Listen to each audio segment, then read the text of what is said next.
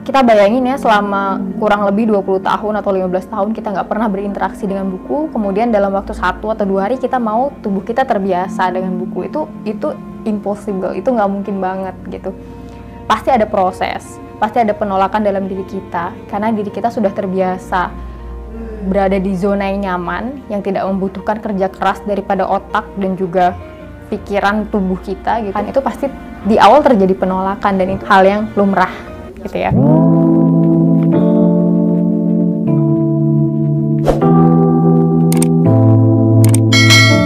Halo teman-teman, kembali berjumpa dengan aku Yulita. Pada kesempatan kali ini kita akan sharing hal-hal yang menarik lagi. Itu setelah sebelumnya kita udah bahas kenapa membaca itu penting, dan ini merupakan konten lanjutannya. Oke, ketika gue udah tahu membaca itu penting, terus apa yang harus gue lakuin gitu. Nah, ini merupakan poin-poin kelanjutan daripada konten kemarin gitu. Jadi tips supaya kita bisa gila baca atau kita bisa nemen suka membaca adalah beberapa poin yang akan aku sampaikan. Jadi terus saksikan video ini ya sampai. Seringkali ketika kita ingin memulai membiasakan baca buku, ada kata-kata yang bahwa gue kalau baca buku itu langsung ngantuk, gue baca buku langsung pening, gue ngerasa gue memang gak cocok untuk baca buku. Teman-teman nggak boleh ada pikiran bahwa gue kayaknya nggak cocok untuk baca buku, gue nggak bisa baca buku. Itu nggak boleh gitu, karena memang setiap kita memulai kebiasaan yang baik itu nggak mungkin sehari 2 hari jadi gitu. Kita bayangin ya, selama kurang lebih 20 tahun atau 15 tahun kita nggak pernah berinteraksi dengan buku, kemudian dalam waktu 1 atau 2 hari kita mau tubuh kita terbiasa dengan buku. Itu impossible, itu nggak mungkin banget gitu.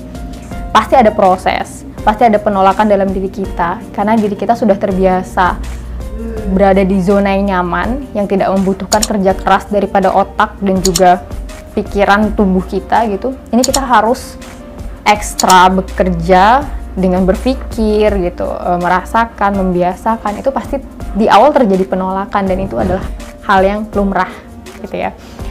Ada beberapa tips yang bisa teman-teman lakuin untuk bisa suka membaca buku atau gila dengan buku. Jadi yang pertama adalah pasti punya niat yang baik. Jadi apapun yang kita lakukan harus diawali dengan niat yang baik. Konstruk niat teman-teman untuk mendapatkan ridho daripada Allah Subhanahu wa Ta'ala ya, dari Tuhan Yang Maha Esa gitu. Perbaiki niat. Yang kedua adalah punya target membaca. Harus konsisten. Setiap hari kita harus punya target membaca. Dan ini bisa teman-teman pilih mau sistemnya menggunakan halaman atau pakai timing gitu. Kalau halaman misalnya dalam 1 hari gue harus baca buku sebanyak 50 halaman. Gini ya, 50 ya, bukan nih. 50 halaman. Atau 20 halaman. Itu terserah teman-teman mau mulai dari berapa halaman gitu. Atau gue mau pakai sistemnya timing. Dalam 1 hari gue harus berinteraksi dengan buku 30 menit minimal, dan itu harus konsisten. Nggak boleh sampai 1 hari iya 1 hari enggak, itu nggak boleh. Harus konsisten. Itu kuncinya teman-teman, konsisten. Nah, yang ketiga adalah menggunakan metode membaca bertahap atau melompat. Jadi sistem metode membaca itu bisa teman-teman mulai dari yang bertahap. Bertahap itu kayak berjenjang, 1, 2, 3, 4, 5. Jadi dimulai dari yang mudah, nanti agak sulit, kemudian baru yang sulit, baru kemudian sangat sulit gitu.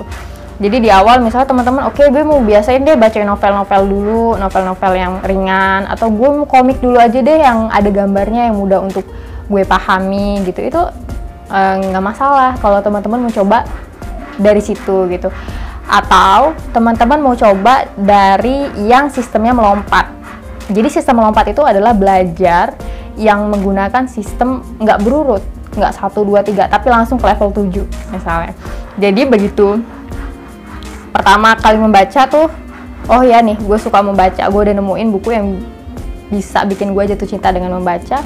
Seperti kata Mbak Nana ya, kalau mau suka membaca itu temukan 1 buku yang bisa membuat kamu jatuh cinta dengan membaca. Itu memang real ya. Kalau kita udah nemuin 1 buku yang bisa bikin kita, oh ternyata membaca itu oke banget nih, pasti kita ketagihan untuk membaca.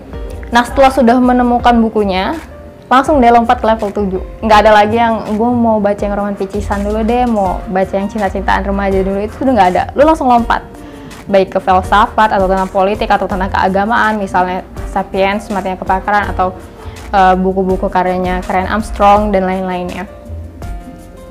Gue nggak nyambung, tapi nggak apa-apa. Justru itu cara kerjanya. Kita nggak nyambung, kepala kita kram, atau mungkin kalau bisa berasap, tapi memang itu prosesnya, cara kerjanya. Membiasakan otak kita untuk sesuatu hal yang sulit, sampai dia memang sudah ngeblank gitu ya, udah kram. Nanti ketika kita balik ke level 3, 4, 5, misalnya baca-baca buku-buku yang novel gitu ya, novel yang misalnya Eka Kurniawan, Oki Madasari, atau novel-novelnya George Orwell dan lain-lain, itu udah mudah aja. Kenapa? Karena kita sudah terbiasa di pressure dengan hal-hal yang berat. Jadi ketika menerima tantangan di bawah itu ya udah mudah gitu. Menerima, menawarnya itu lebih mudah gitu. Teman-teman bisa pilih mau menggunakan metode yang mana. Kemudian yang keempat adalah bawa buku kemanapun teman-teman pergi, kemanapun. Jadi tas bukan hanya isinya make up or rokok atau korek, tetapi ada buku, walaupun nggak dibaca. Setidaknya indera kita, mata, kemudian kulit itu terbiasa berinteraksi dengan buku, melihat buku, kemudian nyentuh buku. Itu hal yang paling dasar, yang paling awal banget yang harus kita biasakan. Kelihatannya sepele, tapi ini sangat berdampak besar nantinya gitu. Biasakan membawa buku kemanapun gitu. Kemudian yang kelima adalah teman-teman harus punya seseorang yang bisa dijadikan untuk sebagai tempat bertanya atau tempat untuk berdiskusi.